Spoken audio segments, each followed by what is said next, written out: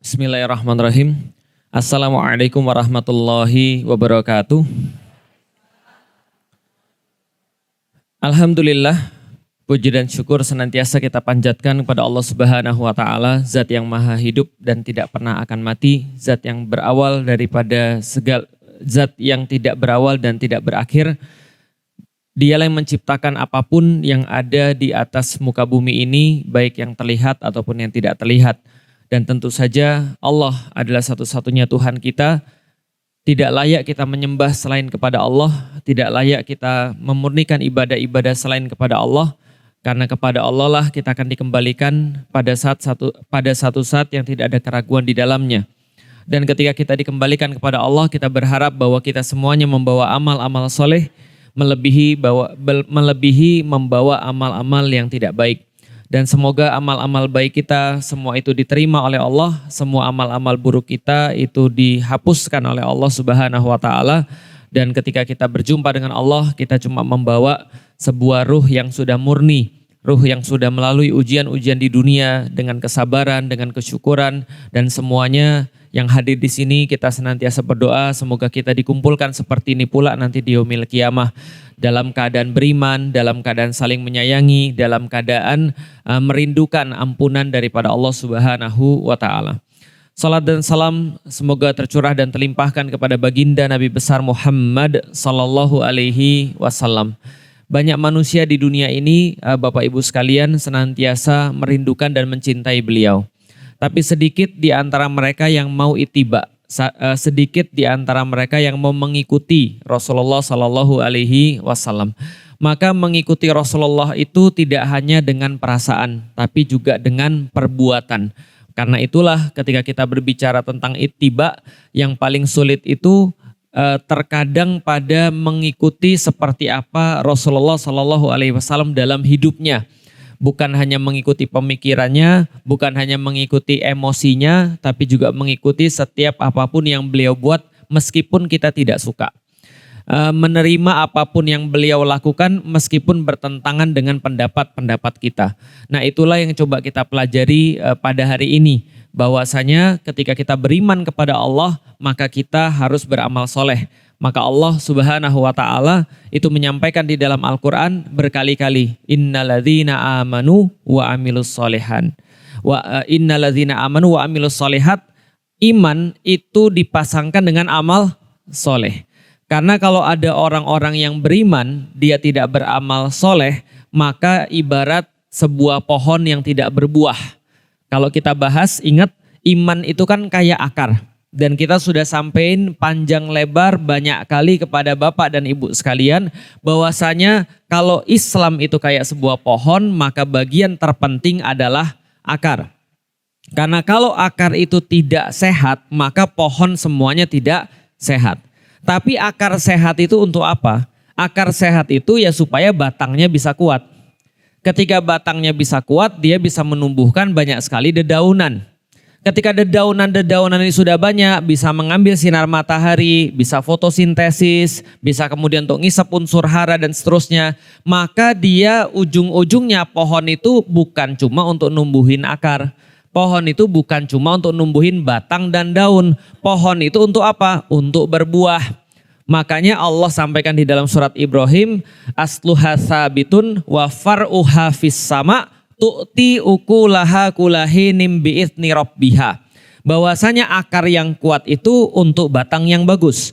Batang yang bagus itu untuk apa? Untuk menumbuhkan buah-buahan yang bisa dimakan. Maka ketika kita beriman kepada Allah, ibarat kita lagi numbuhin akar. Nggak kelihatan, tapi kita jaga, kita pupuk keimanan kita kepada Allah. Kita senantiasa meyakini bahwasanya apapun yang Allah ciptakan, apapun yang Allah berikan kepada kita itu adalah sebuah takdir yang pasti baik. Dan seterusnya kita jaga semua itu, lalu kita kemudian menegakkan amal-amal soleh. Ujung-ujungnya amal soleh itu berbuah apa? Berbuah akhlak. Berbuah sesuatu yang bisa dinikmati oleh manusia. Bisa kita katakan amal soleh itu adalah yang kelihatan. Kalau iman yang nggak kelihatan, maka amal soleh yang kelihatan. Kita ulangi lagi bahwasanya rukun iman itu semua yang nggak kelihatan. Percaya pada Allah, percaya kepada malaikat, percaya pada Allah, percaya pada rasul-rasulnya, percaya pada kitab-kitabnya, percaya pada malaikat-malaikatnya, percaya pada yaumil kiamah, percaya pada qada wal qadar. Semua itu berefek pada apa? Berefek pada yang kelihatan. Apa yang kelihatan? Bersyahadat. Lalu apa lagi? Dia sholat. Lalu apa lagi? Dia zakat. Lalu dia puasa dan dia haji jika mampu. Maka ibu-ibu sekarang sudah bisa lihat penyakit-penyakit orang yang kemarin kita bahas. Ada orang yang beriman tapi tidak mau beramal soleh. Ada orang yang bisa beramal soleh tapi tidak melakukan amal soleh karena dia tidak beriman. Kita bisa lihat penyakit orang Indonesia, mungkin sebagian besar di antara mereka adalah mereka itu muslim, mereka bisa sholat, mereka bisa tutup aurat, mereka bisa berkata yang baik, mereka bisa nggak bohong, mereka bisa nggak korupsi. Tapi gimana ceritanya orang-orang Indonesia yang paling banyak Islamnya di seluruh dunia dan nggak ada satupun negara lebih banyak Islamnya daripada seluruh Indonesia. Harusnya kalau Islam itu bagus berarti yang paling banyak menghasilkan orang bagus adalah, masuk akal nggak sih? Coba ya, coba kita pikir logika dulu ya. Madinah Al-Munawwarah itu adalah tempat Rasulullah mengembangkan Islam setelah beliau hijrah dari Mekah ke Madinah. Kenapa dikatakan Madinatul Munawwarah? Munawwarah artinya bercahaya terus-menerus, tidak habis-habis. Kenapa bercahaya terus-menerus? Karena Madinah semenjak kedatangan Rasulullah Shallallahu Alaihi Wasallam itu senantiasa memberikan manfaat bagi seluruh dunia. Maka dunia itu kalau mencari ahli-ahli terbaik itu pasti carinya ke Madinah. Pertanyaannya, Indonesia ini kan ada sekitar 270 juta orang. Kalau 80% orang muslim saja, ya udahlah taruhlah 200 juta aja orang muslim. Harusnya yang paling banyak orang baik di dunia itu adalah orang Indonesia. Tapi pertanyaannya sudah gitu atau belum? Saya tuh baca-baca ya, karena besok itu adalah pekan literasi, itu kan Thales itu kan taman literasi kan ya. Tahu nggak orang-orang Indonesia itu disuruh, berapa tingkat berapa, peringkat keberapa, ranking keberapa dalam urusan membaca di seluruh dunia. Tahu ranking berapa? Ranking 60 di antara 61. Tahu artinya? Artinya kita tuh ranking 2 dari bawah. Yang paling bawah siapa Ustadz? Botswana. Kita aja nggak tahu tuh, nggak pernah dengar. Paham ya? Indonesia orang-orang muslim. Di kitabnya itu pertama-tama yang turun ayatnya adalah Iqra. Suruh baca. Tapi orang Indonesia ternyata malas. Dari situ saya bisa menyimpulkan orang-orang Indonesia jangankan dia bisa beramal soleh. Beriman aja belum tentu sempurna. Karena beriman belum tentu sempurna maka amal solehnya nggak jalan. Kenapa amal solehnya nggak jalan? Gimana batang bisa tumbuh kalau akarnya busuk?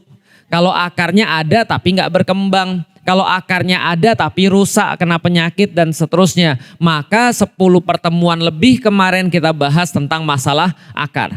Tapi ternyata permasalahan tidak hanya itu. Permasalahan itu bisa jadi juga dia sudah tumbuh akar tapi amal solehnya tidak jalan. Dia sudah tumbuh akar tapi amal solehnya dia nggak ngerti. Yang kemarin kita sampaikan. Ada orang-orang beriman. Ada orang-orang yang sudah percaya dengan Allah. Ada orang-orang yang sudah meyakini Allah Subhanahu wa Ta'ala, tapi dia tidak mau untuk melakukan amal-amal yang soleh, atau dia tidak tahu bagaimana caranya melakukan amal-amal soleh, maka dia terjebak ke arah putus asa. Contoh, ada orang yang datang ke saya lalu nanya, Ustadz, terus terang saya ini sekarang jadi orang yang parno. Kenapa? Sekarang saya jadi insecure, saya jadi orangnya paranoid. Parno itu kan paranoid. Ketakutan yang berlebihan itu namanya paranoid. Saya bilang kenapa? Karena dia bilang 3 bulan terakhir ini saya selalu datang ke kajian-kajian akhir zaman. Paham maksudnya? Saya selalu datang ke kajian-kajian akhir zaman tentang turunnya Dajjal, tentang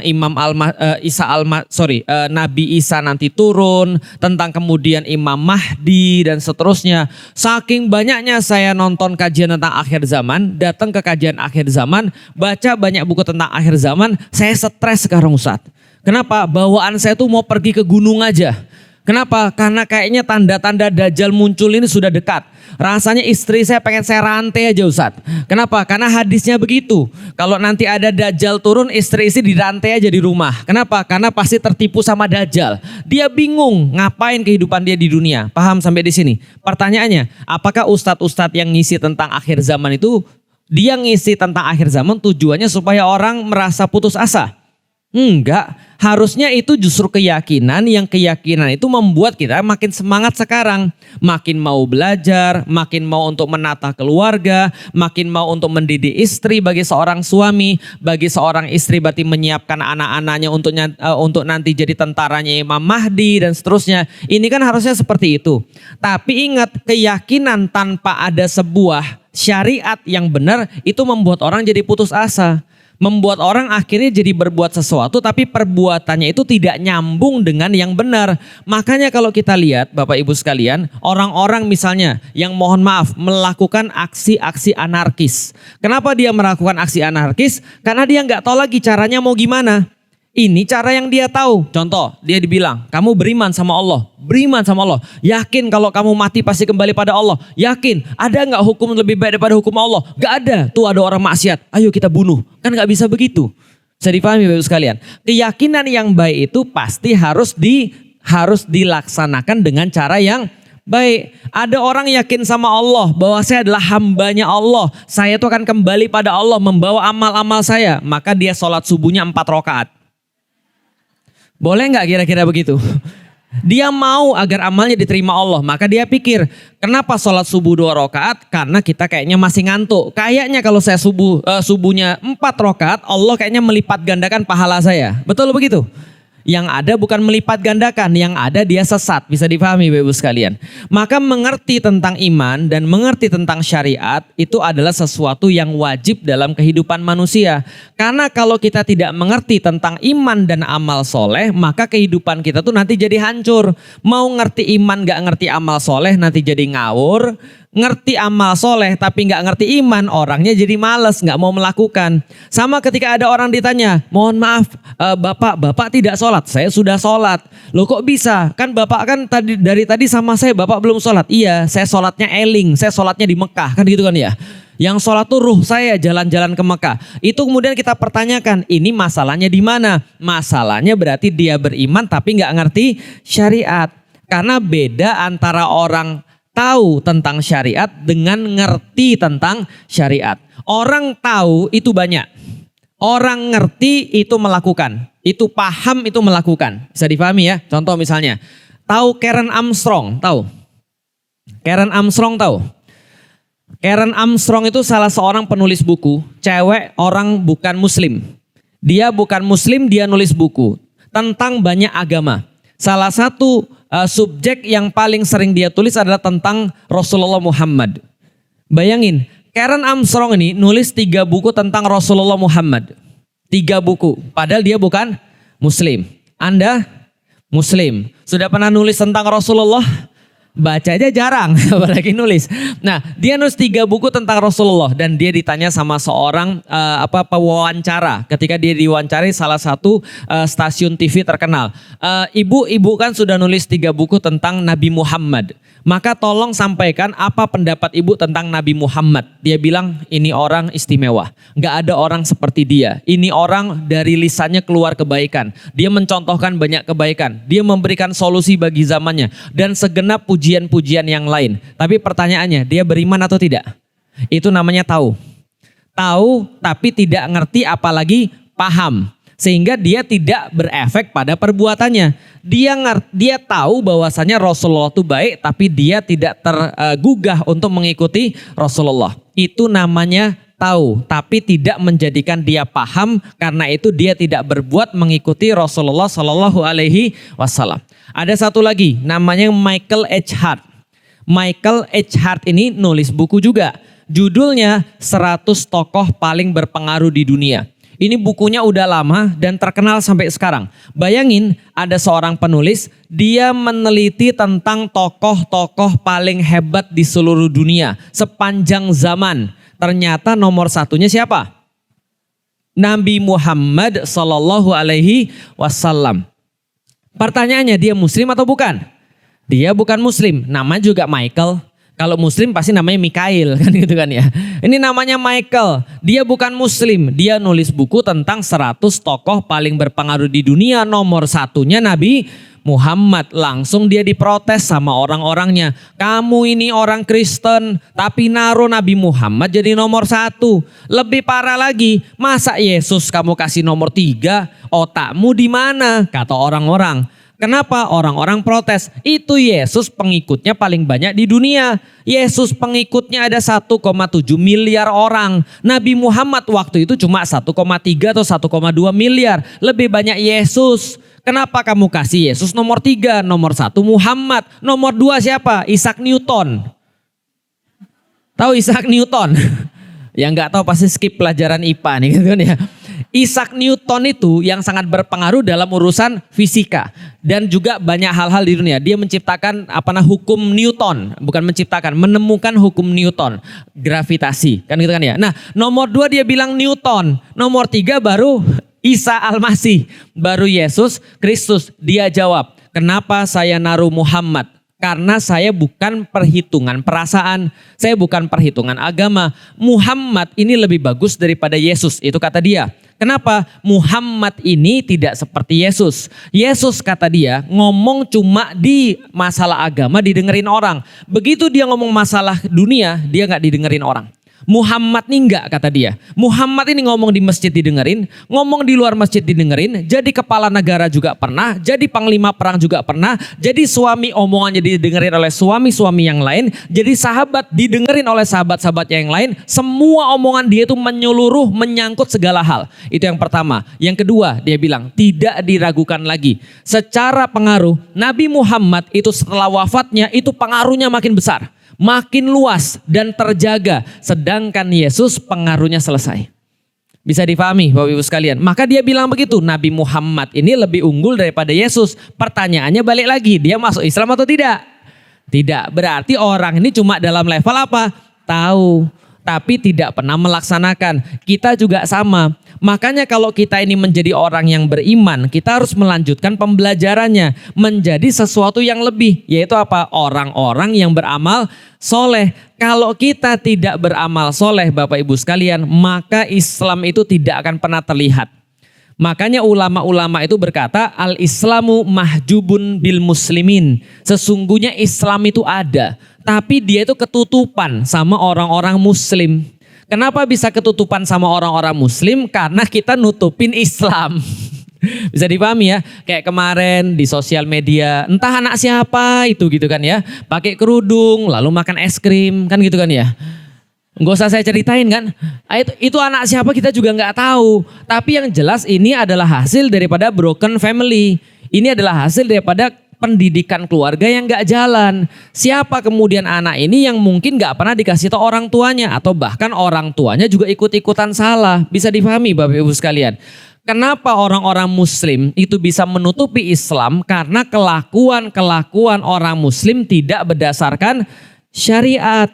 Tapi kadang-kadang kita lihat banyak orang-orang muslim yang setelah dia melaksanakan Islam, itu orang lihat Islamnya. Contoh, suatu waktu ini kisah nyata, ada seorang cewek sama seorang cowok. Cowoknya muslim, orang Indonesia. Lalu ceweknya orang Cina. Saya diceritain langsung sama orangnya yang cowok ini yang menjadi yang lihat langsung. Jadi dia itu lagi kuliah di Cina. Suatu saat ada orang mabuk-mabukan. Ada orang mabuk-mabukan, setelah dia mabuk-mabukan dia minta makan sama laki-laki ini. Ya, namanya ibu-ibu, coba kalau ada orang mabuk minta makan ibu gimana? Ya takut lah, itu kan ya. Jangankan kita kasih dia makan, ya kita udah takut dulu. Lalu kemudian cewek ini kemudian berkata, cewek ini ngeliat orang mabuk dikasih makan, padahal dia bukan orang muslim. Cowok ini muslim, yang cewek bukan muslim. Dia kasih makan. Setelah itu cowoknya nanya sama cewek ini, kenapa kamu kasih makan orang yang mabuk ini? Dia bilang gini, kalau saya mah sederhana, kalau ada orang minta makan saya kasih. Yang cowok ini kemudian merasa tersinggung. Kenapa? Harusnya ini syariat saya. Bukannya syariat saya begitu. Kalau ada orang yang minta kita kasih. Dan ketika ada orang yang minta memang perlu kita kasih. Tapi masalahnya sekarang kan gak begitu. Masalahnya sekarang adalah yang punya gak mau ngasih. Yang minta-minta kebangetan. Paham Ibu sekalian? Nah ini yang dinamakan dengan Islam itu tertutup dengan orang-orang muslimnya. Yang orang-orang yang bukan muslim melihatnya apa? Ngelihatnya orang-orang yang minta-minta itu muslim, orang-orang yang nipu itu muslim, yang bilang pinjem 100 ya muslim juga, gitu kan ya. Yang main judi slot ya muslim, yang nonton film porno ya muslim. Lalu dia bilang efeknya Islam bagi Anda tuh apa? Karena kalau orang melihat Islamnya diterapkan, orang bisa lebih mudah untuk masuk Islam. Suatu waktu ada orang pergi ke Palestina, orang barat. Dia ketika pergi ke Palestina begitu turun dia datang dengan seorang muslim. Dia ketemu seorang muslim lagi jualan. Dia beli jualan orang muslim, terus orang muslim tuh bilang gini, "Wah, makasih jazakumullah khair," dan segala macam. Dia pokoknya menunjukkan rasa makasih banget. Lalu kemudian sebelum dia pergi dicium tangan orang itu lalu dia pergi. "Assalamualaikum," kata orang itu, kata anak kecil ini. Orang tadi bukan muslim. Harusnya kan gak dikasih salam, ya tapi anak ini kan gak ngerti. Karena orang yang datang orang jenggotan, kasih dia kemudian uang untuk beli barang, dikasih uang lebih, maka dia terima kasih. Tapi bagi laki-laki ini apa? Dia bilang gini, seumur-umur saya tinggal di barat, gak pernah sekalipun anak saya, ketika saya kasih sesuatu, itu bersyukurnya kayak gitu. Itu rasa senangnya kayak gitu. Lalu dia bilang, kalau kayak gitu aja, kecil aja, dia bersyukur pada saya. Apa yang menyebabkan dia bisa berbuat seperti itu?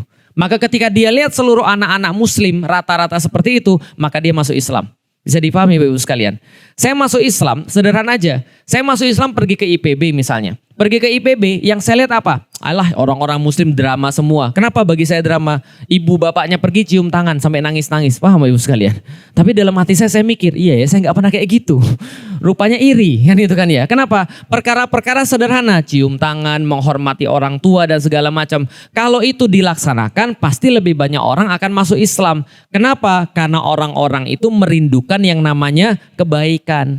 Dan Islam itu kalau diterapkan pasti baik. Makanya betul Islam ketutupan sama orang Muslim. Karena orang Muslimnya nggak sempurna. Sedangkan Islamnya sempurna. Artinya kalau kita berlatih dan mengetahui tentang syariatnya Allah. Mana yang betul, mana yang tidak. Dan kita coba untuk mempraktekkan syariat Allah di dalam kehidupan. Itu sedikit demi sedikit orang akan melihat Islam. Fa'idza jaa nasrullahi wal fath wa ra'aitan nasa yadkhuluna fi dinillahi afwaja. Kenapa orang bisa berbondong-bondong masuk kepada Islam? Allah katakan, kenapa orang bisa bareng-bareng masuk Islam? Karena mereka melihat Islam ketika sudah tegak. Bisa dipahami ya? Melihat Islam ketika sudah tegak. Kalau ketika mereka melihat Islam ketika sudah tegak, mereka merasa sangat-sangat happy ketika melihat Islam sudah tegak. Itulah dikatakan kalau Islam sudah Allah kasih pertolongan, yang orang-orang bukan muslim itu ngelihat Islam dan mereka bilang, kenapa saya nggak beragama ini aja? Kenapa saya masih mempertahankan agama yang lama? Maka kita melihat mereka masuk Islam berbondong-bondong. Karena mereka udah melihat kita tidak lagi menutupi Islam. Bisa difahami maksudnya Bapak Ibu sekalian. Nah, maka iman selalu menuntut amal soleh. Dan kemarin kita sudah bahas. Bahwasanya beramal soleh itu harus pakai dalil. Dalilnya apa? Al-Quran. Yang kedua adalah As-Sunnah. Yang ketiga adalah ijma' sahabat, dan yang keempat adalah qiyas. Sebenarnya cuma dua, yaitu adalah Al-Quran dan As-Sunnah, hadis. Tapi dia beranak dua lagi, yaitu adalah ijma' sahabat dan qiyas. Yang nanti kita akan jelasin satu persatu. Tapi empat ini Bapak Ibu sekalian, semuanya nanti akan menghasilkan cuma 5 hukum saja. Berapa hukum? 5. Pertama, wajib. Yang pertama apa namanya? Wajib. Yang kedua namanya apa? Sunnah. Bingung kan? Tadi ada sunnah Rasul, sekarang ada lagi sunnah perbuatan. Bingung kan? Makanya sunnah ini biasanya dikasih garis miring mandub. Sunnah atau mandub. Atau bahasa kitanya adalah kalau dilaksanakan berpahala, tidak dilaksanakan nggak apa-apa. Yang ketiga namanya adalah mubah atau boleh, itu mubah. Yang keempat namanya makruh. Makruh asal katanya kariha, artinya dibenci. Dibenci, makruh. Berarti makruh ini perbuatan yang dibenci oleh siapa? Oleh Allah. Maka kalau dibenci kita lakukan atau tidak? Ditinggalkan. Tapi kalau ada orang melakukan jangan dibuli. Kalau ada orang melakukan jangan dimarahin, jangan diomelin karena Allah pun masih mentolerir walaupun Allah tidak suka. Bisa dipahami sampai di sini ya. Yang kelima yang tidak boleh dilakukan adalah haram. Haram asal katanya sama dengan haram di Masjidil Haram, yaitu artinya adalah sakral. Artinya adalah suci. Artinya tidak boleh didekati. Itu artinya haram. Oke, dari mana kita bisa melihat hukum-hukum ini? Mana yang wajib, mana yang haram, mana yang sunnah, mana yang makruh, mana yang mubah. Itu lewat dalil yang sudah kita bicarakan kemarin. Tapi setelah kemudian membahas semua ini, kadang-kadang ulama berbeda pendapat dengan yang mana yang sunnah, misalnya yang mana yang mubah. Atau yang mana yang wajib, yang mana yang sunnah. Kenapa bisa berbeda? Wajar. Kenapa bisa berbeda? Karena Allah memperbolehkan berbeda. Oke, saya ulangin menjelasin yang kemarin. Masih ingat tentang buah mangga dan pohon mangga? Masih ingat? Oke, saya ceritain ya. Anggap ada pohon mangga 10 meter. Semua orang bisa ngambil buah mangganya? Tidak. Karena tidak semua orang bisa manjat. Ibu bisa manjat sampai 10 meter. Saya aja ragu, apalagi ibu. Nah, maka 10 meter belum tentu kita semua bisa manjat. Maka orang yang ngambil namanya mujtahid. Yang ngambil namanya siapa? Mujtahid. Mujtahid itu orangnya. Nanti saya akan contohkan orangnya. Sekarang aja. Imam Syafi'i itu mujtahid. Imam Hambali itu mujtahid. Imam Maliki itu mujtahid. Imam Hanafi itu mujtahid. Ya itu aja dulu, jangan banyak-banyak. Karena kita mazhabnya yang 4 aja yang harus kita tahu dulu. Walaupun mazhab bukan hanya 4. Itu contoh mujtahid. Oke, pohon mangga 10 meter nggak semua orang bisa ambil. Yang bisa ngambil namanya apa? Mujtahid. Alat untuk ngambilnya namanya ilmu usul. Namanya ilmu usul fikih. Usul fikih, alat untuk ngambil. Contoh, ada yang langsung manjat aja, ambil. Bisa nggak? Bisa. Ada yang pakai galah, bisa nggak? Bisa. Ada yang pakai lempar batu, bisa nggak? Bisa. Semua itu namanya adalah usulnya atau alatnya. Bisa dipahami ya, usul fikihnya. Oke. Proses pengambilannya namanya ijtihad. Proses pengambilannya namanya ijtihad. Setelah diambil, dipotong, lalu kemudian disajikan buat Anda, tinggal dimakan, namanya fikih. Jelas sampai di sini? Oke, mangga yang sudah siap disajikan namanya, orang yang ngambil namanya, proses pengambilannya namanya ijtihad. Oke. Alatnya namanya usul fikih. Maka usul fikihnya Imam Syafi'i beda dengan usul fikihnya Imam Hambali. Usul fikihnya Imam Hambali beda dengan usul fikihnya Imam Hanafi dan seterusnya. Karena usul fikihnya berbeda, maka kadang-kadang hasilnya juga bisa berbeda.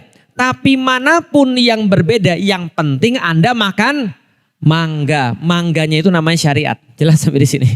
Jadi mangganya itu adalah syariat. Yang wajib adalah terikat pada hukum syariat. Mengenai hukum syariat itu Anda ikut madhab mana, itu boleh milih. Sesuai dengan keyakinan kita. Kemarin terakhir saya bilang ikut guru. Kalau guru kita Syafi'i, ikut aja madhab Syafi'i. Kenapa? Lebih mudah. Kita tinggal ngelihat guru kita lagi ngapain. Karena dalam perkara akidah nggak boleh ikut-ikutan. Dalam perkara akidah yang kita bahas lama banget itu nggak boleh ikut-ikutan. Maka saya bahas satu persatu biar ibu-ibu paham. Tapi dalam perkara syariat itu boleh ikut-ikutan. Paham sampai di sini? Kita ngelihat misalnya ustadz kita, gerakannya begitu, cara sholatnya begitu, kita boleh ikut. Tanpa kita tahu dalilnya. Kenapa? Karena guru saya yang ngajarin saya. Insya Allah dia punya dalil. Kalau kita mau tahu dalilnya, tinggal tanya. Lah tapi kalau ibu-ibu tinggal di Indonesia, madhabnya Syafi'i, lalu ngambil madhabnya Hanafi, susah. Kenapa? Karena harus ke India paling dekat. Paham Ibu sekalian?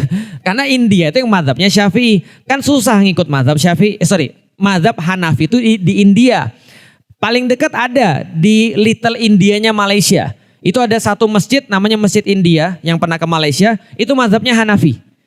Berarti kalau kita mau di Indonesia mendingan lebih mudah pakai mazhab Hanafi. Kenapa? Karena hasilnya fikihnya sudah bisa kita langsung, mazhab Syafi'i. Parah ini kan. Gara-gara kita dekat sama orang-orang yang ulama kita adalah orang-orang Syafi'i, maka mudah untuk ngelihat fikihnya. Sampai di sini paham? Nah, kenapa bisa berbeda? Nih coba lihat nih. Saya kasih tahu. Perbedaan itu tidak hanya terjadi di zaman sekarang. Zaman sekarang nggak ada Rasulullah. Di zaman Rasulullah saja itu sudah bisa berbeda. Apalagi di masa sekarang. Lihat nih, ini buah mangga di pohonnya. Ini buah mangga di pohonnya. Rasul bilang, la yusalliyannal asr illa fi Bani Quraidah. Dalam bahasa Indonesia, Rasul bilang, Rasul kumpulin seluruh pasukan, Rasul bilang, sekarang pergi ke Bani Quraidah, jangan sholat asar kecuali di Bani Quraidah. Oke, jelas ya? Rasul ngumpulin para sahabat ketika zuhur. Ada yang sudah sholat zuhur, ada yang belum sholat zuhur. Karena ini benar-benar harus buru-buru. Maka Rasul ngumpulin seluruh sahabat karena malaikat yang minta. Mereka baru pulang daripada perang Khandaq. Lagi capek-capeknya, benar-benar lelah luar biasa. Tapi malaikat bilang Allah perintahkan kalian untuk ke Bani Quraidah. Untuk ngepung mereka di Bani Quraidah. Bani Quraidah cukup jauh daripada Madinah. Maka Rasul kumpulin para sahabat, ada yang sudah sholat zuhur, ada yang belum sholat zuhur. Rasul bilang pada seluruh sahabat, anggap aja Anda sahabatnya, saya Rasulnya. Perintahnya adalah jangan sholat asar kecuali di Bani Quraidah. Jelas sampai di sini? Jelas ceritanya? Anda disuruh ngepung Bani Quraidah. Sekarang waktunya sudah zuhur. Ada sahabat yang sudah sholat zuhur, ada yang belum sholat zuhur. Oke, berangkat sekarang, jangan sampai telat. Kepung Bani Quraidah, jangan sholat asar sebelum di Bani Quraidah. Jelas sampai di sini? Jelas. Di tengah jalan ibu-ibu jalan, bapak-bapak jalan. Pergi ke Bani Quraidah. Ternyata karena kita lagi capek, jalan kita nggak secepat biasanya. Karena jalan lagi nggak bagus, kita jalannya nggak cepat seperti biasanya. Belum sampai setengah jalan sudah dekat sudah dekat maghrib. Asar udah lewat. Udah mau dekat maghrib. Oke, tadi pas kita berangkat pas kapan? Berarti kalau pas dekat maghrib kita belum sholat apa? Ada yang belum sholat asar, ada juga yang belum sholat zuhur nih. Gimana menurut ibu-ibu sekalian? Sholat atau tunggu sampai Bani Quraidah? Sampai Bani Quraidah atau sholat sekarang? Saya kasih pertimbangan dulu ya. Kalau ibu-ibu sholat nanti di Bani Quraidah, itu nggak bisa dijamak lagi loh. Iya enggak? Lah kalau berjamaah gimana? Tapi itu perintah. Oke, sekarang kita voting. Siapa yang mau sholat di sini? Sekarang maksudnya. Yang mau sholat sekarang angkat tangan. Oke, 1, 2, 3, 4. Lumayan banyak nih, hampir setengah nih coba nih. Ini belum ada Rasul loh ini. Siapa yang mau sholatnya di Bani Quraidah? Oh, lebih dikit. Jadi sholat sekarang atau di Bani Quraidah? Anda itu persis kayak para sahabat. Para sahabat kebagi dua. Ada yang sholatnya saat itu juga. Ada yang sholatnya di Bani Quraidah. Padahal buah mangganya satu kan ya. Perintah Rasul apa? Jangan sholat asar kecuali di Bani. Oke, ditanya sama kelompok sahabat yang sholat sekarang. Kenapa lu sholat sekarang bro? Kan bukannya sudah jelas kata Rasulullah jangan. Udah jelas loh. La itu artinya nahi. Tidak boleh. La yusolliyanal asar. Jangan kalian sholat asar. Kupingmu budek apa-apa. Paham ya? Ini kan mereka lagi debat nih. Yang sholat ada dalil. Itu justru kata Rasulullah yang membuat kami jadi sholat. Lu kenapa? Rasul ngomong begitu maksudnya Rasul supaya kita tuh buru-buru. Lah tadi kan tapi kita ada halangan. Kita kan sampai di sini kan ternyata udah mau maghrib. Sedangkan Allah berkata di dalam Al-Quran, sholat itu bagi orang-orang mukmin itu kitab mauquta, waktu-waktu yang sudah tertulis jelas. Nggak boleh diulur-ulur. Sholat ya sholat, sudah waktunya. Ada dalil? Ada. Berdalil dengan ucapan Rasul juga? Iya. Paham sampai di sini? Yang nggak sholat berdalil dengan ucapan Rasul juga. Sudah jelas. Wis, mbok ya nggak usah dipikir. Yang penting kata Rasul tinggal dilaksanakan. Gitu aja susah.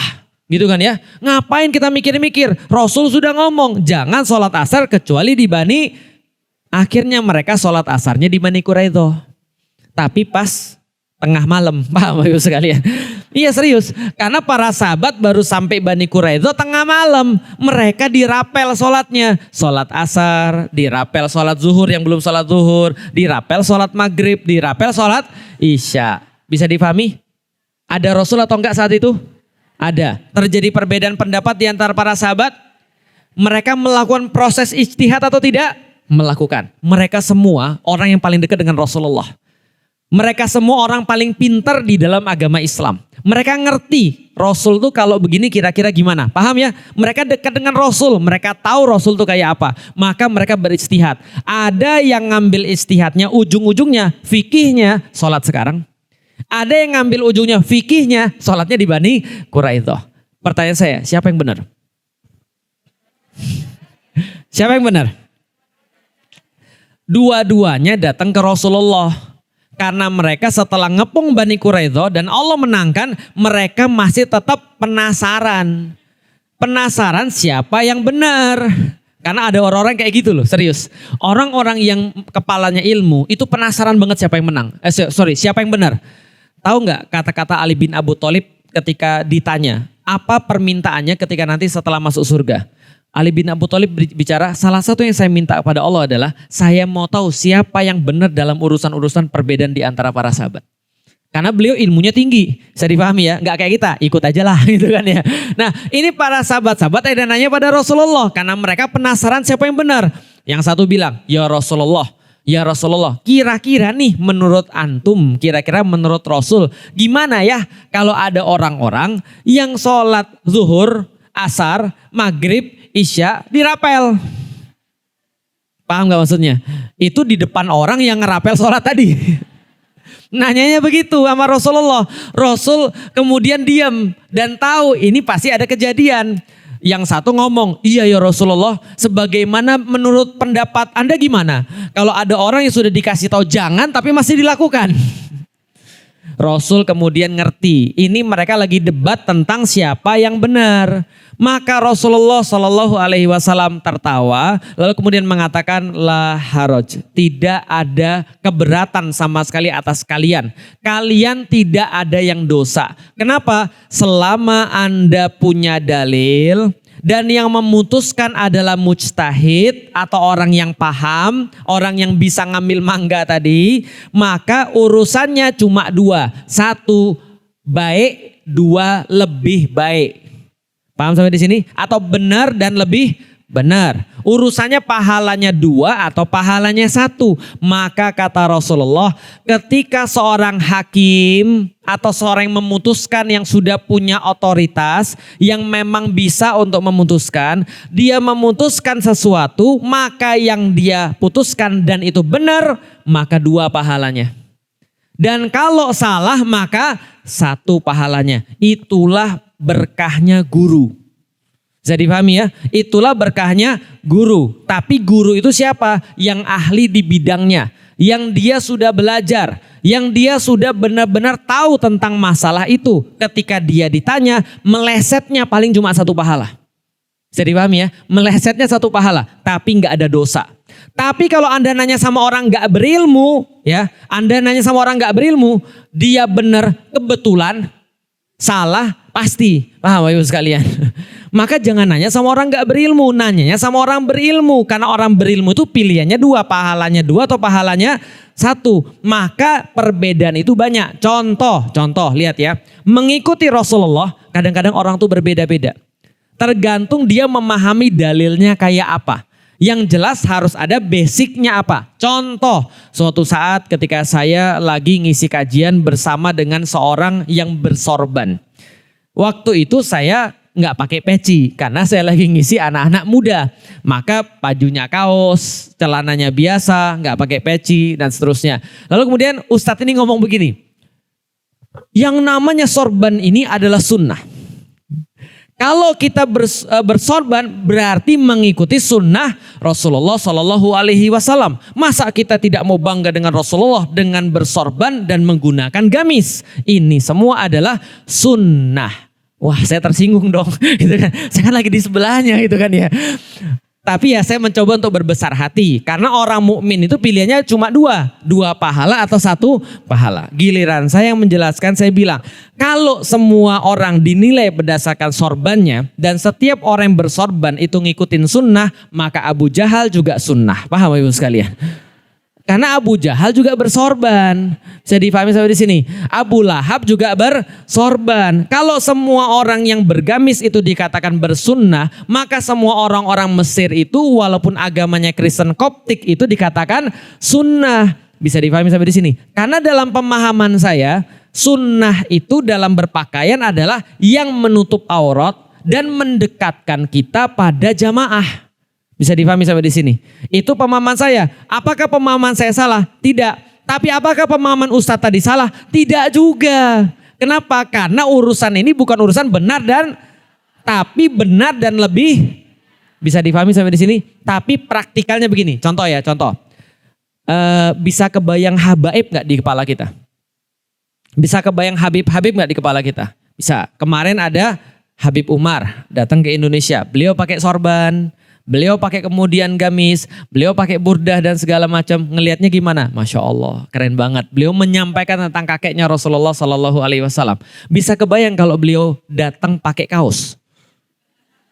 Sudah pasti tidak akan didengarkan. Paham sampai di sini? Karena dia berbicara dengan makomnya. Maka makomnya mengharuskan beliau untuk mencontohkan 100% berdasarkan apa yang beliau fahami. Bisa difahami sampai di sini? Oke, kita balik. Felix Xiao datang mengisi kajian anak muda. Lah ini anak-anak, jangankan dia itu mau sholat, kerudungan aja tidak, gitu kan ya. Jangankan dia mau taat pada syariat, orang baru kemarin mereka dugem. Bisa dipahami Bapak sekalian, tiba-tiba saya datang pakai sorban. Lalu kemudian pakai gamis, bubar nggak tuh pengajian? Bubar. Serius ini, saya pernah nanya sama beberapa orang yang bandel-bandel, nakal-nakal. Saya bilang, besok ada kajian loh, kajian sama Ustadz ini loh. Ustadz Adi Hidayat orangnya bagus gini. Gua gak mau datang Ustadz. Kenapa? Takut ditanya. Paham Ibu sekalian? Paham gak sih maksudnya? Jadi dalam pikiran mereka itu ketika datang ke kajian Ustadz Adi itu ditanya. Pikiran mereka kalau datang kepada kajiannya kayak misalnya mohon maaf para habaib, mereka harus bisa untuk berzikir. Mereka harus bisa untuk misalnya maulidan. Mereka bisa untuk hadroh dan segala macam. Mereka insecure, maka mereka gak mau datang. Kenapa? Bagi mereka terlalu berisiko. Paham sampai di sini? Makanya orang-orang di Indonesia, wali songo, sunan-sunan zaman dulu, mereka mencoba bagaimana caranya berpakaian tapi tidak menjauhkan kita daripada jamaah. Makanya saya pilih batik, kan enak. Mana-mana bisa, ke anak gaul diterima, paling disangka Pak RT, kan gitu kan ya. Pergi ke mall masih pantas, ngisi pengajian masih dikatakan khidmat dan seterusnya. Kecuali kalau saya ngisi anak muda, saya pasti pakai kaos. Kenapa? Saya berusaha sedemikian rupa untuk mereka tuh berpikir, oh ternyata untuk jadi soleh tuh nggak perlu harus begini. Artinya tidak terlalu besar jangkauan kita dengan soleh. Jangan sampai kayak di Turki, semua anak muda putus asa jadi soleh. Kenapa? Soleh itu harus pakai, pecinya tinggi, bajunya putih, bener-bener gak boleh maksiat. Emang saya maksiat? Enggak juga sih, tapi bagi mereka tuh beragama tuh gak asik gitu loh maksudnya. Nah artinya kita menjauhkan agama dari orang. Ini baru dalam berpakaian. Berpakaian ada yang mengatakan sorban itu sunnah. Ada yang berkatakan sorban itu enggak sunnah, cuma mubah aja kayak saya berkeyakinan begitu. Masalah cadar, itu paling banyak tuh. Ya kan ya, masalah cadar, ada yang bilang cadar itu wajib, boleh enggak? Boleh-boleh aja. Kalau dia kalau dia mengambil kajian bahwa cadar itu adalah sesuatu yang wajib. Tapi ada juga ulama-ulama yang tidak mewajibkan cadar dan mengatakan cadar itu cuma sunnah atau bahkan mubah. Yang salah adalah, nih saya kasih tahu yang salah ya, yang berkeyakinan wajib lalu bikin postingan di sosial media, wahai ukhti, kapan engkau akan berhenti daripada dosa jariyahmu dengan menunjukkan wajahmu, wahai ukhti. Paham sampai di sini? Kok saya tahu? Pengalaman saya, paham ya? Istri saya punya anak pengajian, kita didik dengan baik, kita selesaikan permasalahan-permasalahannya, kita bantu setiap urusan-urusannya. Tiba-tiba dia ikut pengajian yang mewajibkan cadar. Setelah itu istri saya dibilang dosa jariyah. Paham sampai di sini? Anda berkeyakinan itu wajib, nggak ada yang ngelarang.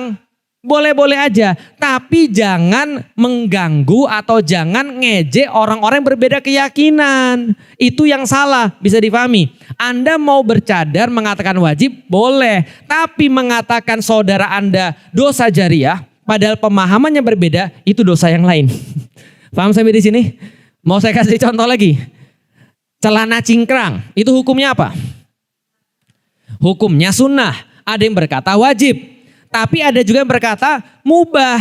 Maka kalau dalam perbedaan pendapat, mbok ya legowo. Orang para sahabat aja bisa berbeda dan gak harus satu pendapat. Lah masa kita itu tidak boleh berbeda. Makanya ulama-ulama itu menyampaikan kepada kita, taat pada Allah itu adalah sebuah perintah kepada Allah. Dan juga bersatu di dalam Islam juga adalah perintah. Yang namanya sunnah itu kalau dilakukan berpahala. Tidak dilakukan nggak apa-apa, tapi ngomongin saudara Anda itu hukumnya adalah dosa. Bisa difahami sampai di sini? Yang namanya taraweh ada dua versi, 11 rakaat dan 23 rakaat. Yang 11 rakaat aja ada dua versi lagi. Ada yang 4 rakaat langsung, ada yang 2-2. Betul begitu? Mana yang betul? Karena semuanya punya dalil. Yang salah adalah, wah udah bagus, udah pintar. Yang salah adalah yang bermaksiat. Karena nggak terawih juga nggak apa-apa. Bisa dipahami sampai di sini. Lah kalau kita mau melakukan sunnah nggak apa-apa. Jangan ngejek orang yang belum melakukan sunnah. Apalagi yang dia melakukan sunnah tapi bukan versi kita. Itu aja. Maka kita harus punya pemahaman tentang syariat itu apa. Contoh misalnya ada orang yang tutup aurat tidak pakai cadar. Itu sudah syariat. Ada yang mau tutup pakai cadar, itu pun juga syariat. Jangan juga dihina-hina. Ninja Hattori, jangan juga gitu. Paham gak sih maksud saya? Nah, kalau kita menghina itu urusannya sudah lain. Urusannya asobiyah. Urusannya adalah sombong. Karena kita merasa bahwa semua orang harus kayak kita. Harus kayak kita karena kita lebih benar daripada dia. Paham sampai di sini? Oke, coba sekarang saya mau kasih tahu. Saya suka pakai batik, betul? Apakah semua orang jamaah saya harus pakai batik? Ya enggak lah. Kesukaan saya tidak harus jadi kesukaan orang lain. Apa yang saya enggak suka belum tentu orang lain juga harus enggak suka. Saya enggak mau pakai baju warna pink. Bukan berarti Anda enggak boleh pakai baju warna pink. Saya suka pakai baju warna hitam. Bukan berarti Anda semua harus pakai baju warna hitam. Artinya Islam memberikan keluasan. Kalau ada orang bilang pendapatnya ini adalah wajib, sementara yang lain bilang oh ini enggak wajib, ini cuma sunnah saja. Ya Islam memberikan keluasan, asal yang ngomong adalah ulama. Kalau yang ngomong Felix jangan didengerin. Bisa dipahami ya? Kalau yang ngomong Felix harus ditanya dulu, Felix tahu dari mana? Saya kasih tahu, oh ulamanya bilang begini, baru Anda percaya. Karena ada kata ulama. Itulah kenapa Ibu, Bapak sekalian, ulama itu kalau ribut ada etikanya. Betul nggak? Ulama itu kalau ribut, kalau berbeda pendapat itu ada etikanya. Tahu kapan mulai, tahu kapan selesai. Yang susah itu kalau umat sudah ribut. Murid sudah ribut, sama-sama nggak tahu ngawur. Bisa dipahami maksudnya? Contoh, beca itu ditarik atau didorong? Kenapa dibilangnya narik beca? Saya tanya, tomat itu sayur atau buah? Tapi kata dokter sayur. Sayur yakin? Buah atau sayur? Itu tomat penggolongannya sayur loh. Enggak apa-apa. Tomat penggolongannya sayur, tapi dia buah. Buah atau sayur? Tapi kalau kita nanam pohon tomat, masa dia bersayur-sayur? Bukan berbuah tomat, tapi berbuah sayur kan itu kan ya. Bisa dipahami? Bingung. Karena yang diskusi itu adalah sama-sama ngawur kita itu. Paham maksudnya? Udah benar kata ibu tadi, biarin aja Ustadz. Mau tomat, mau sayur, biar orang yang memutuskan, yang punya petani aja yang memutuskan. Kita tinggal makan. Mau tomat, mau sayur kan tetap enak. Paham maksudnya Ibu sekalian? Nah itu perbedaan di antara orang-orang muslim. Kalau gurunya ribut, biarin aja. Guru ribut itu berpahala. Guru ribut itu menghasilkan kebaikan. Contoh, Imam Ahmad sama Imam Syafi'i pernah punya perbedaan pendapat? Pernah. Murid-muridnya pernah beda pendapat? Pernah. Imam Ahmad bin Hambal beda pendapat dengan Imam Syafi'i. Murid-muridnya banyak perbedaan pendapat. Tapi kalau guru-guru yang berbeda pendapat pasti akan jadi kebaikan. Bisa dipahami ya? Para sahabat beda pendapat dengan sahabat yang lain. Ada yang bilang sholat sekarang. Ada yang bilang sholat nanti. Hasilnya apa? Mereka tahu, oh ternyata kita sama-sama benar. Karena kita sama-sama sholat. Itu yang mereka dapat. Tapi kalau jadi murid, mbok ya tahu diri. Jangan debat soalan fikih. Bisa dipahami ya. Jadi kalau ibu-ibu nih, kalau ada yang ngajak debat nih. Ibu, yang namanya cadar tuh wajib misalnya. Itu coba ibu lihat. Sampai kapan ibu mau dosa jariah menunjukkan wajah. Ibu tinggal bilang, saya ikut sama guru saya. Guru saya bilang mubah. Atau guru saya bilang sunnah. Bukan wajib. Ya udah gak apa-apa. Ibu dapat pahala, dapat. Dia dapat pahala, dapat. Karena sama-sama ikut pada hukum syara. Sementara di sisi yang lain ibu-ibu sekalian, ada orang-orang di luar sana, jangankan mereka pertimbangkan mazhab mana, jangankan mereka mempertimbangkan ikut hukum fikih mana, yang namanya syahadat aja mereka nggak tahu, gitu kan ya. Yang namanya hukum fikih, jangankan hukum fikih, mereka sekarang ancur-ancuran. Ibu, siapa yang datang ke acara kajian anak-anak muda di masjid ini? Siapa yang sering datang? Perhatian nggak ibu-ibu, semenjak saya ngisi di masjid ini, dan anak-anak muda yang datang, termasuk yang terakhir kali yang kita buat pada malam Ahad itu 30-40% yang nanya itu tentang LGBT. Sadar gak ibu-ibu sekalian? Bukan hanya di pengajian di masjid ini aja. Maksudnya bertanya tentang LGBT, bukan yang nanya LGBT, bukan. Bertanya tentang LGBT.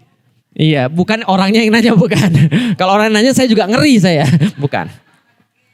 Dia nanya tentang LGBT, teman saya LGBT, teman saya di kampus LGBT, kakak kelas saya LGBT, ini LGBT dan segala macam. Itu hampir 30-40% yang nanya tentang LGBT.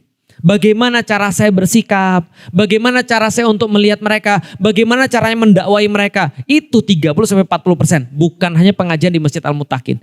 Online pertanyaannya juga banyak tentang LGBT. Ini serius Bapak Ibu sekalian.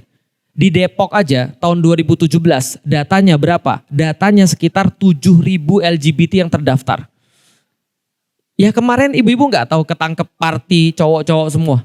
Sampai narkobaan. Lah ini mereka jangankan urusan hukum syariat. Bercadar atau tidak bercadar. Ini orang merusak loh. Ini bayangin anak-anak muda zaman kita nanti seperti apa. Anak-anak kita nanti seperti apa. Nah pertanyaannya adalah ini kan sangat mengkhawatirkan ya. Kalau ada orang yang nanya berarti kan ada faktanya di tengah-tengah. Di Makassar sudah ada yang bahkan langsung ngomong secara terang-terangan. Ditanya kamu laki-laki atau wanita? Saya tidak mendefinisikan diri saya sebagai laki-laki ataupun wanita. Langsung diusir sama rektornya. Yang dibully di dunia maya siapa? Rektornya. Karena dinilai tidak menghargai perbedaan di antara manusia. Intoleransi.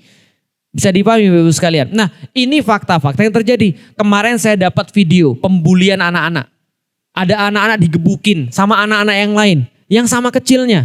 Tapi dikeroyok. Itu kan sebagai naluri seorang ayah. Kepala saya tuh langsung panas itu. Lah kalau kita ketemu anak-anak kayak gitu kita gebukin. Bisa berubah mereka? Enggak. Dan mereka itu tidak peduli tentang perdebatan kita. Tidak peduli tentang perdebatan 11 rakaat atau 23 rakaat. Tidak peduli perdebatan tentang celana tuh di atas mata kaki atau di bawah mata kaki. Tidak peduli perdebatan musik itu hukumnya apa. Gitu maksudnya. Mereka tuh bahkan gak ngerti kita tuh ada. Nah pertanyaan saya tuh kadang-kadang miris. Kok kita itu beriman pada Allah. Mau ngajak orang untuk syariat. Ternyata kita asik sendiri. Ternyata kita tuh harusnya kan ngajakin orang-orang nih. Mbok ya kalau masih punya energi jangan debat. Itu loh anak-anak coba diobrolin. Diajak bagaimana aktivitasnya yang benar. Jangan sampai ngebully temennya. Jangan sampai nanti jadi Anak-anak itu yang gak benar, narkobaan, LGBT, luar biasa itu. Sedangkan tenaga kita terbatas. Tapi ada orang-orang yang niatnya ngeliatin seluruh postingan saya, ngeliatin seluruh video-video para ustadz, lo lihat di menit ini, detik kesini sampai detik kesini, ini kesalahan dia. Kadang-kadang kita berpikir jadi ya, ini jangan-jangan kita nih selama ini jadi muslim, Allah belum kasih pertolongan, justru karena kita belum siap. Kenapa kita belum siap? Karena kita belum beriman kepada Allah dan menyayangi orang-orang muslim. Makanya penting memahami yang namanya fikih. Karena kalau kita memahami lebih banyak fikih, lebih legowo. Makanya lihat guru-guru. Lihat guru-guru. Kalau sudah berilmu, mesti dia lebih toleransi. Betul atau betul? Itu Imam Saudi datang ke Indonesia. Lalu kemudian pertanyaan pertama, Syekh siapa? Syekh Sudes datang ke Istiqlal. Ketika dia datang ke Istiqlal, dia dibesarkan mazhabnya apa? Hambali. Mazhab Hambali, Allahu Akbar. Pakai bismillah enggak? Bismillahirrahmanirrahim. Pakai? Enggak. Tapi Syekh Sudes ketika mengimami di Istiqlal, cari aja tuh rekamannya. Dia pakai bismillah atau enggak? Dia pakai bismillah. Kenapa? Menghargai orang-orang yang diimami. Jangan sampai orang-orang yang diimami bilang itu kayaknya nggak sah deh sholatnya. Lah namanya orang di belakang belum tentu semuanya berilmu. Tahu perbedaan pendapat pakai bismillah dan nggak pakai bismillah. Itu kan ya. Suatu waktu pernah ada seorang qori. Qori ini sudah kiroah asyarah. Sudah 10 kiroah dia paham. Belajar kiroah kemana-mana. Sampai di masjid dia baca dengan kiroah yang berbeda. Wadduhe misalnya, itu jamaah bilang itu kayaknya ada yang salah bacaan imamnya itu. Kok yang kayak gitu bisa jadi imam? Gitu kan ya. Lah kenapa? Karena orang-orang di belakangnya nggak paham. Nah kalau yang di belakangnya nggak paham, kita kemudian memaksakan pendapat kita tanpa kita tahu pendapat yang lain, itu nanti jadi fitnah. Maka kadang-kadang ilmu itu jadi fitnah karena diterapkan tidak pada posisinya. Tapi kalau orang sudah paham fikih lebih banyak, paham syariat lebih banyak, dia akan lebih legowo. Maka ingat di awal-awal pelajaran syariat selalu kita bilang, kita tuh semuanya mau taat pada Allah. Insya Allah saya yakin semua di masjid ini, datangnya ibu-ibu aja itu sudah mau taat kepada Allah. Nah maka niat mau taat kepada Allah itulah yang kadang-kadang kita fasilitasi dengan cara apa? Dengan cara ini hukumnya, ini hukumnya, ini hukumnya. Dan hukum itu tidak cuma satu. Kadang-kadang hukum itu ada banyak. Karena di zaman Rasul saja ada banyak perbedaan yang menghasilkan hukum fikih yang berbeda. Apalagi di zaman sekarang. Rasul wafat, para sahabat berbeda. Ada yang bilang makamin sekarang, ada yang bilang jangan. Kenapa jangan dimakamin? Kita belum punya pemimpin. Nanti makamin Rasul setelah kita punya pemimpin. Lalu mereka bilang, kenapa kayak begitu? Mereka jelasin, ini loh pentingnya pemimpin, ini loh dalil-dalilnya. Akhirnya mereka bilang, oke, kita milih pemimpin dulu. Gak apa-apa Rasul kita gak makamin. Begitu Abu Bakar dibayat, baru kemudian mereka memakamkan Rasulullah Shallallahu Alaihi Wasallam. Itu fikih. Itulah namanya proses pengambilan hukum. Maka kita gampangnya adalah tinggal percaya aja sama guru. Karena kalau guru sudah memutuskan atau guru sudah ngasih tahu ini hukum fikihnya. Dari kitab Bulughul Maram, dari kitab misalnya Safinatun Najah, ini kemudian hukum fikihnya. Ya udah tinggal diambil aja. Mbok ya tinggal nusuk, tinggal makan mangga kok susah. Gitu kan ya. Harus manjat pohon sendiri gitu kan ya. Tidak begitu Ustadz, ini di dalam Al-Qur'an hukumnya gini. Enggak semua dalam Al-Qur'an hukumnya begitu. Contoh, nih yang terakhir ya, contoh ya. Di dalam salah satu hadis, Rasul mengatakan, Naha Rasulullah Sallallahu Alaihi Wasallam anitabatul. Anitabatul. Rasul melarang orang-orang untuk membujang. Berarti ini hukumnya apa? Haram. Haram hukumnya. Tidak semua yang dilarang Rasul itu hukumnya haram. Maka hukum membujang menurut para ulama hukumnya makruh. Hukumnya apa? Makruh. Kok bisa makruh? Itulah ulama. Dia lihat Rasulullah ngomongnya begini. Dilihat lagi. Oh ternyata ada gak sahabat yang bujang? Ada gak sahabat yang gak nikah-nikah? Ada. Ternyata Rasul tidak marahin dia. Tidak menghukum dia. Oh berarti ada larangan tapi tidak jelas hukumannya apa. Maka makruh. Sampai di sini paham? Contoh lagi misalnya. Rasulullah Shallallahu Alaihi Wasallam itu setiap malam selalu tahajud dan setiap siang selalu puasa, nggak putus-putus. Berarti hukumnya apa? Sunnah. Anda berarti nggak mau putus-putus juga sholat. Loh tadi hukumnya sunnah. Kalau sunnah kan harus diikutin. Rasul gak putus-putus loh sholatnya. Dan malamnya selalu tahajud loh. Kira-kira gimana? Ada orang di zaman Rasul mau melakukan. Dia mikir gini, wah Nabi Muhammad sholat terus nih kalau malam. Kalau siang puasa terus nih. Maka ada 3 orang berkata. 1, saya akan berusaha mengikuti Rasulullah. 1 orang berkata, akan berpuasa terus-menerus setiap hari. Berazam. Yang kedua, saya akan tahajud terus sepanjang malam. Yang ketiga mengatakan, saya tidak mau nikah-nikah. Terus Rasulullah bilang, sini kalian bertiga sini. Terus Rasul bilang gini, saya ini adalah pusat daripada seluruh syariat. Artinya saya ini yang paling baik di antara manusia. Contoh saya itu yang paling bagus di antara manusia. Tapi saya masih tidur, saya masih berbuka, dan saya menikah. Maka jangan macem-macem, jangan aneh-aneh. Maka ketika Rasulullah itu sholat malam tiap hari, itu syariat khusus bagi Rasulullah.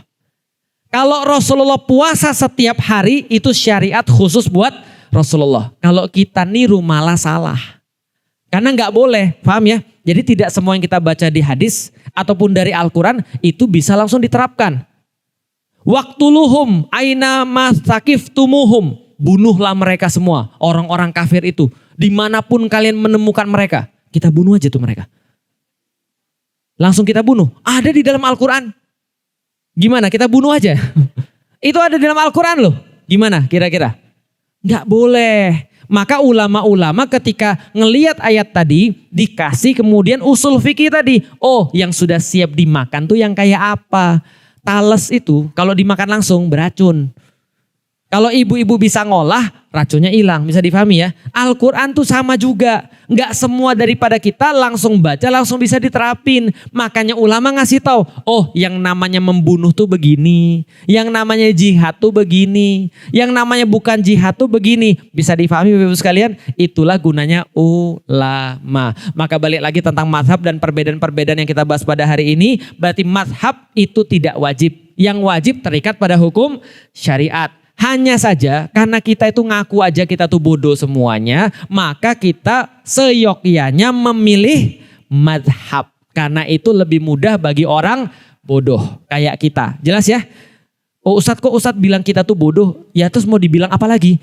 Mau dibilang pintar juga gak punya ilmu gitu kan ya. Nah yang punya ilmu namanya mujtahid tadi. Yang kayak siapa Ustadz? Imam Syafi'i. Kecuali kalau sudah ada yang kayak Imam. Setahu saya Ustadz Adi Hidayat aja gak pernah bilang dia mujtahid. Bisa dipahami ya? Terus apalagi kita? Nah kalau gitu kita ikut aja imam-imam madhab. Nah itu lebih mudah. Karena kita di Indonesia, maka yang paling mudah adalah ikut madhab Syafi'i. Nah itu adalah tentang masalah fikih dan keterikatan pada hukum syariat. Kalau ada yang bertanya dipersilakan.